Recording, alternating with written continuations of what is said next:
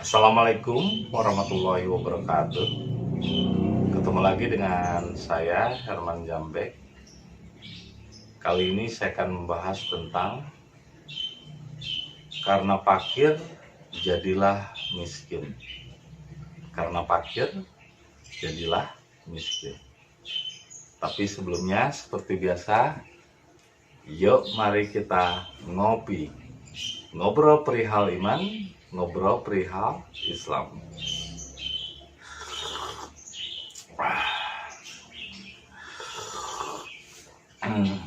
Luar biasa rasanya kopi di pagi yang cerah ini. Indahnya hidup jika dinikmati dengan rasa. Jangan terlalu banyak berpikir, karena berpikir membuat Anda kehilangan nikmat-nikmatnya. Fabi ayyi nikmatullahi kadibun, maka nikmat manakah yang engkau dustakan? Jadi yang sering mendustakan nikmat itu adalah pikiran. Yang sering menghakimi itu adalah pikiran. Maka berserah dirilah, menyerahlah, jangan terlalu banyak berpikir. Nah, kali ini pun saya akan membahas tentang karena fakir jadilah miskin. Karena ini banyak orang yang masih belum memahami antara fakir dan miskin. Fakir dan miskin itu dua hal yang berbeda dan dua kosakata yang berbeda. Jadi miskin bukan fakir dan fakir bukan miskin. Tapi karena fakir orang menjadi miskin. Fakir di situ bukan miskin, beda fakir dengan miskin, bahasanya juga beda. Ini istilah nama kalau orang Sunda mah disokopetkeun, fakir miskin aja. Padahal fakir dengan miskin itu dua kata yang berbeda. Fakir itu dari kata pikir. Jadi fakir itu adalah kebanyakan berpikir, membuat orang menjadi miskin. Lah kenapa banyak orang yang berpikir menjadi miskin? Karena pemikiran ini membuat orang tidak bergerak, membuat orang jadi malas. Kadar fakru ayatunal kufur. Kebanyakan berpikir membuat orang menjadi kufur. Fakir, pikir, kufur. Itu sebetulnya satu kosakata yang sama. Doroba yadribu, doroban, kayak misalnya madribun. Itu kan mengerab bahasa itu dari satu eraban kata yang sama. Fakir, pikir, kufur. Kekufuran itu juga terjadi karena banyaknya berpikir. Jadi yang disebut kufur atau orang kafir itu bukan orang lain tapi pikiran kita sendiri yang sering kufur, menolak, yang sering menutup rasa dirinya, yang sering menutup nikmat-nikmat Allah. Coba kalau Anda banyak berpikir, banyak masalah, kan ngerokok, ngopi juga nggak nikmat. Makanya kalau Anda ingin merasakan nikmat-nikmatnya, maka jangan berpikir, nikmati saja. Tuh, nggak usah mikir. Nah, fakir itu bukan miskin, beda antara fakir dengan miskin. Jangan sampai kata fakir disandingkan dengan miskin, bukan. Cuman kemiskinan disebabkan oleh terlalu banyak berpikir. Jadi bukan fakir itu bukan miskin, fakir itu terlalu banyak berpikir. Contohnya beginilah, orang karena terlalu banyak berpikir jadi malas.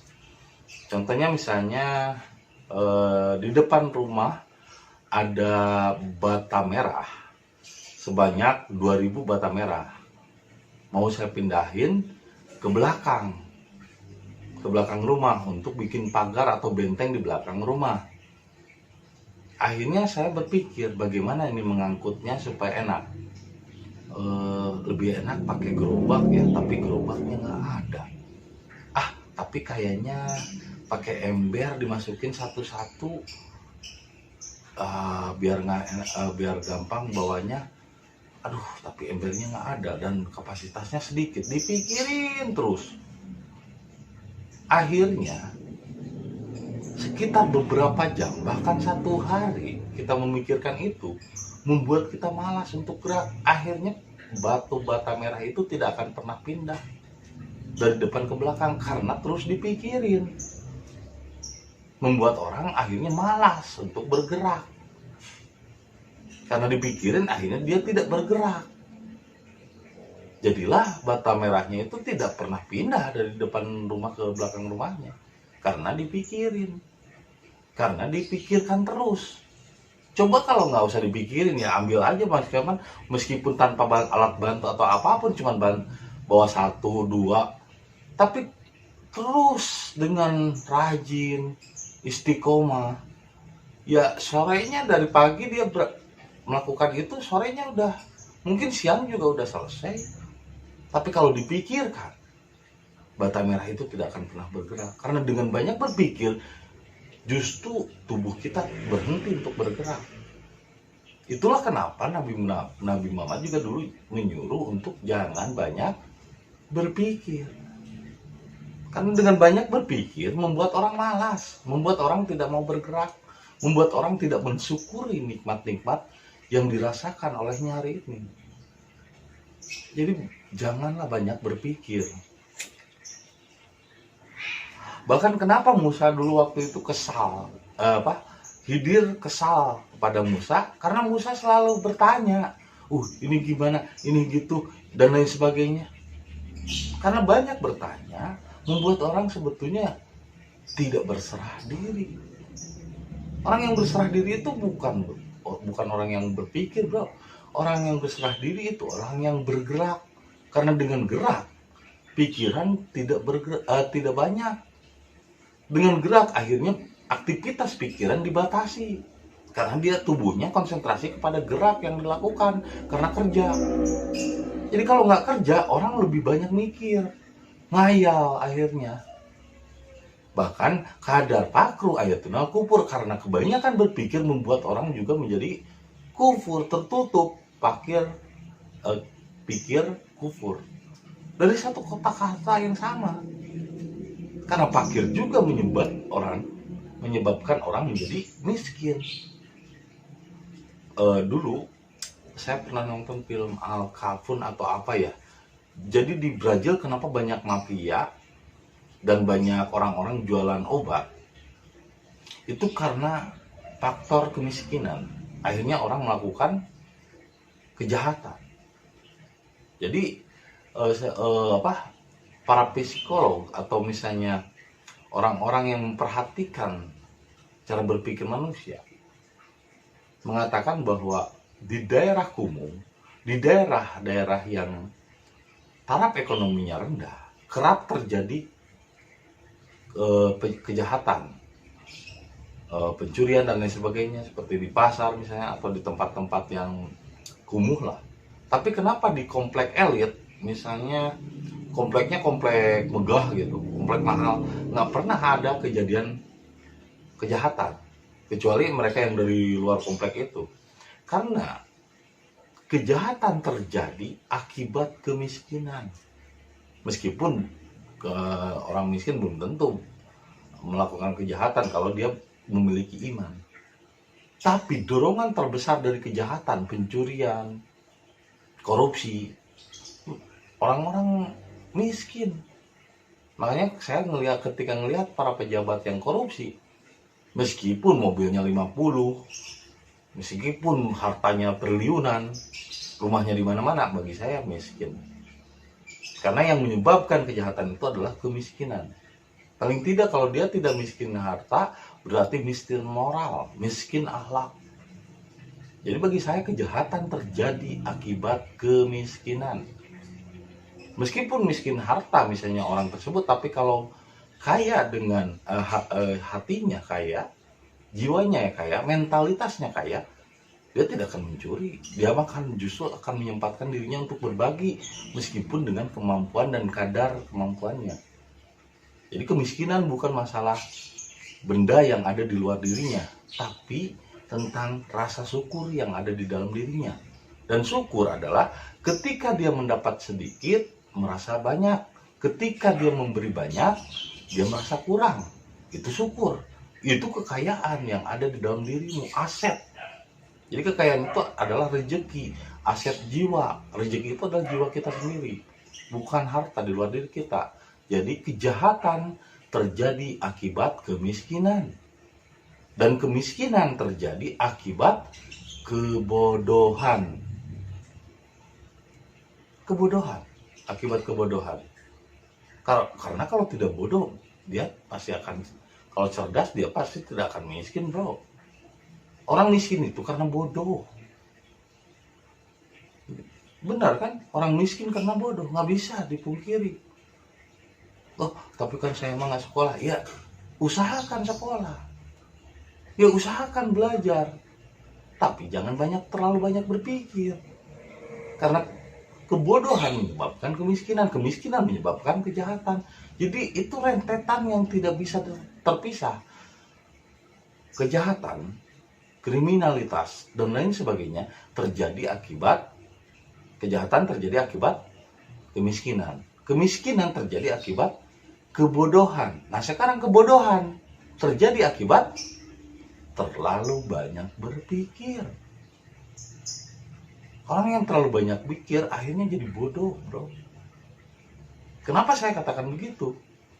Lah, hal-hal yang nggak jelas, misalnya kayak tadi, aduh nih pindahin itu tuh pakai apa ya, dipikirin aja. Akhirnya matanya nggak pernah pindah karena terlalu banyak dipikirin. Akhirnya itu idiot. Seperti misalnya ketika saya menerangkan bahwa Adam itu adalah ruhani, Hawa itu jasmani, terus dipikirin, terus manusia pertama itu apa ya? Siapa ya manusia pertama itu? Itu sama saja Anda memikirkan mana dulu yang diciptakan Allah, telur sama ayam. Coba Anda pikirkanlah. Akhirnya banyak waktu Anda yang terbuang sia-sia untuk memikirkan sesuatu yang sebetulnya nggak berguna. Makanya banyak berpikir membuat orang menjadi bodoh. Itulah yang menyebabkan kemiskinan. Kadar pakru ayatunal kufur. Jadi fakir dengan miskin berbeda. Ketika orang banyak berpikir, membuat ia menjadi bodoh, dan setelah bodoh ia menjadi miskin. Setelah miskin, akhirnya dia berbuat banyak hal-hal nekat, kriminalitas, kejahatan. Maka kejahatan yang terjadi itu akibat kemiskinan. Kemiskinan yang terjadi akibat kebodohan. Kebodohan yang terjadi akibat banyak berpikir. Makanya di Indonesia ini angka kemiskinan alhamdulillah menurun. Menurun dari kakek buyutnya ke anak cucunya. Karena apa? Ya, kebodohannya ditularkan melalui doktrin-doktrin agama. Seperti surga, bagaimana ya nanti di surga begini. Nggak ya, akhirnya banyak mikir. Akhirnya jadi orang-orang jadi bodoh. Akhirnya setelah bodoh jadi miskin. Setelah miskin, ya akhirnya melakukan kriminalitas. Makanya di mana kesuksesannya building karakter dari agama? Orang kok malah jadi anarkis, malah dianya sendiri ahli-ahli kitabnya malah mencontohkan ketidakbaikan.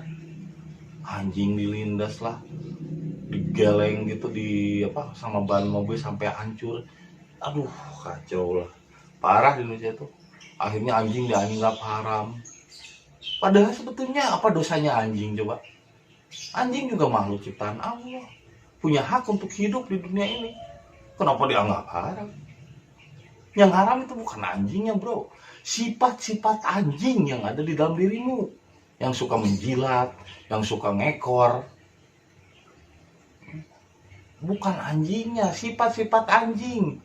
Kan Al-Quran itu tidak membicarakan tentang wujud, tapi membicarakan sifat dan membicarakan karakter. Jadi yang diharamkan itu adalah karakter anjing di dalam dirimu. Yang suka menggonggong, yang penjilat, itu karakter anjing, bukan anjingnya. Aduh, anjing kok dibunuh, digeleng lah, itu si Ustaz Walonte atau Waloni siapa nggak tahu lah. Orang-orang seperti itu kok menjadi ustaz, menjadi kiai, kan kasihan. Akhirnya umat-umat jadi bodoh. Akhirnya jadi dendam sama anjing, marah sama anjing, anjing dimusuhi. Padahal anjing nggak pernah musuhi manusia kok. Anjing itu bahkan teman setia. Saya pernah ingat itu film Hachiko di Jepang. Aduh, Luar biasa itu perjuangan si anjing menunggu majikannya yang pulang kerja, padahal majikannya udah meninggal. Dia setia menunggu di stasiun sampai meninggalnya di stasiun. Anjing itu binatang yang setia. Tapi kalau kalian punya sifat anjing yang setia kepada majikan, setia kepada ulama yang kalian contoh, yang kalian jadikan panutan dan dikultuskan, itu bodoh namanya. Kalau kalian masih setia seperti anjing, sama setia sama jijik, itu namanya anjing. Jadi bukan anjingnya yang marah, yang harus dimarahi, bukan anjingnya yang harus dimusuhi, bukan anjingnya yang haram, bukan anjing fisiknya, tapi sifat-sifat anjing di dalam dirimu. Itu yang haram. Penjilat, setia kepada majikan, padahal majikannya mafia, padahal majikannya jeger, ya setia aja, itu bodoh namanya. Jangan memiliki sifat anjing, bukan malah jadi benci sama anjing, dikatakan haram anjing. Aduh, ini makanya kadar pakru ayatunal kufur. Kebanyakan berpikir membuat orang menjadi tertutup, kufur, kafir. Begitupun kemiskinan, fakir itu membuat orang menjadi miskin, karena dengan banyak berpikir orang menjadi bodoh. Dengan bodoh akhirnya menjadi miskin, dengan miskin menjadi jahat, menjadi kriminal. Makanya potensi orang-orang jahat itu adalah potensi orang-orang bodoh. Orang baik orang cerdas ya jarang melakukan kejahatan. Oh, katanya dia cerdas Pak, katanya profesor, insinyur, dia jadi pejabat misalnya, terus korupsi, ya tetap aja bodoh kalau melakukan kejahatan. Meskipun banyak hartanya, dia korupsi, masih tetap korupsi, berarti tetap aja dia miskin mentalnya. Jadi kebodohan itu bukan berarti menunjukkan bahwa dia sarjana, belum tentu. Kalau sarjana juga, meskipun gelarnya sarjana, sarjono lah, terserah, profesor atau apapun, tapi ketika masih banyak berpikir, bodoh. Orang banyak berpikir itu membuat orang menjadi bodoh. Masa sebetulnya Tuhan dipikirin, Tuhan itu begini begitu, tapi menurut dari kitab, dari hafalan, ini kan orang bodoh.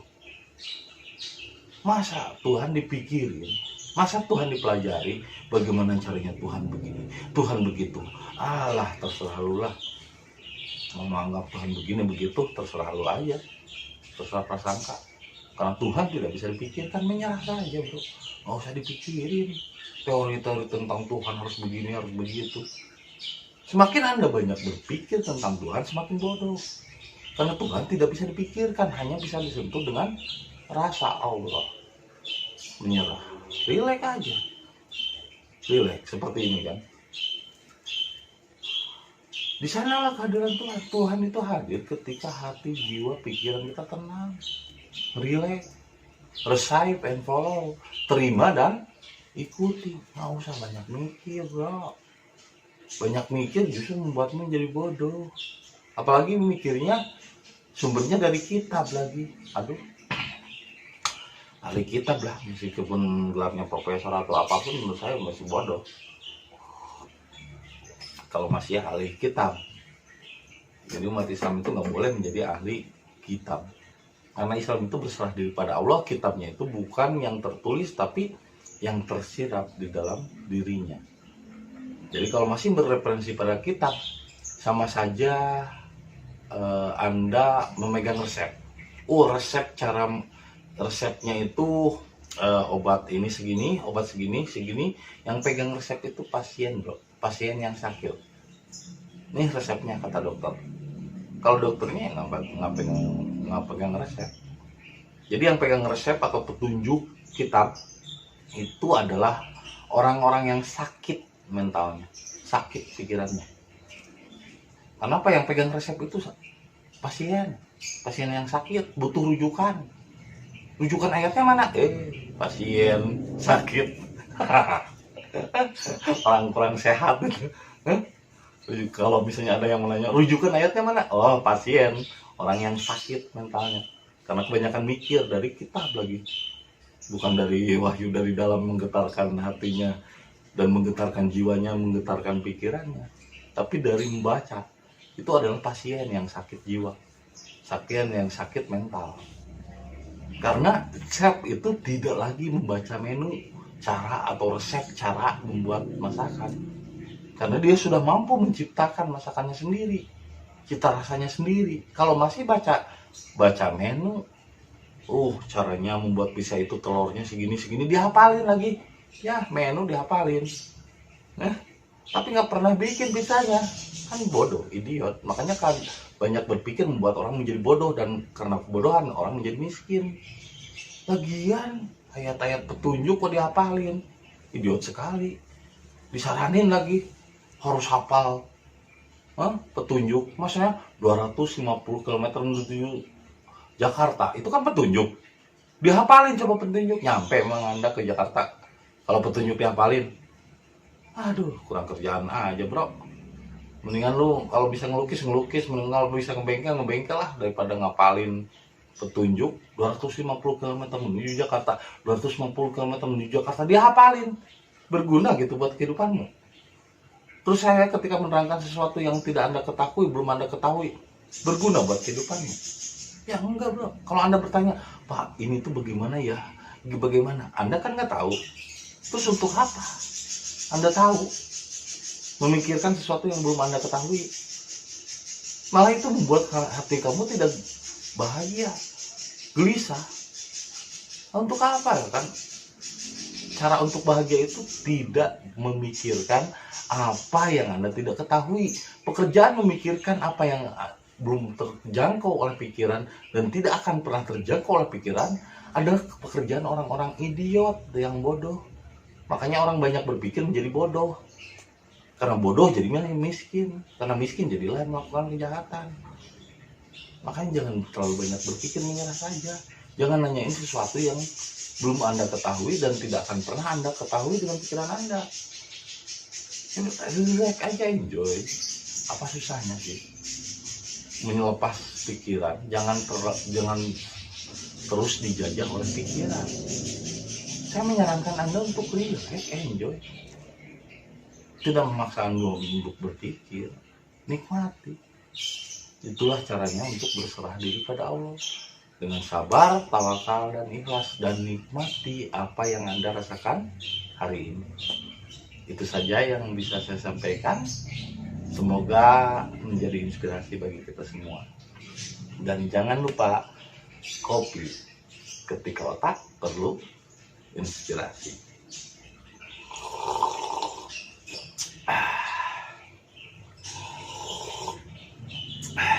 Sampai jumpa lagi di video-video berikutnya. Assalamualaikum warahmatullahi wabarakatuh.